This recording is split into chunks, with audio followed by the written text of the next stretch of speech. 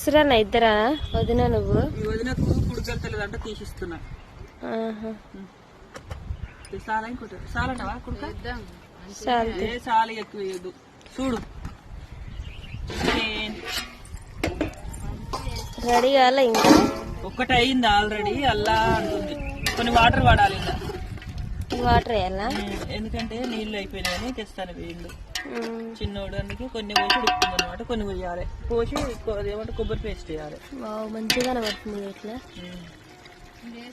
బాగుంది. ఏంద్రా